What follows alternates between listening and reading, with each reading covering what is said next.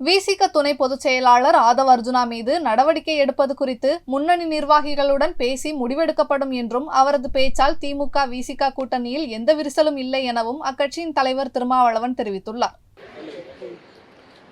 திமுக மற்றும் விசிக ஆகிய இரண்டு கூட்டணி கட்சிகளுக்கு இடையில் எந்த சலசலப்பும் இல்லை, விரிசலும் இல்லை. அப்படி விரிசல் உருவாகுவதற்கு வாய்ப்பும் இல்லை. என்னுடைய ஊடக பக்கத்தில் பதிவான ஒரு சின்ன வீடியோ, ஆட்சியிலும் பங்கு அதிகாரத்திலும் பங்கு என்ற கருத்தை விவாதத்திற்கு பலரும் எடுத்துக்கொண்டார்கள். அந்த விவாதம் மேலும் மேலும் விவாதங்களுக்கு இடமளித்து விட்டது. அதனால் திமுக விசிக இடையில் எந்த சிக்கலும் எழுவதற்கு வாய்ப்பில்லை.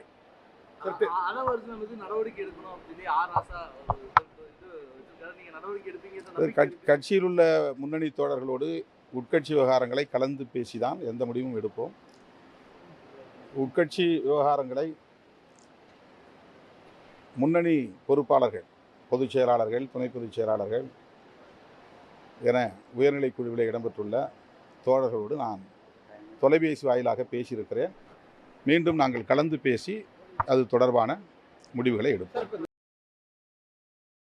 செய்திகளை உள்ளது உள்ளபடி தெரிந்து கொள்ள ரெஃப்ளெக்ட் நியூஸை சப்ஸ்கிரைப் பண்ணுங்க.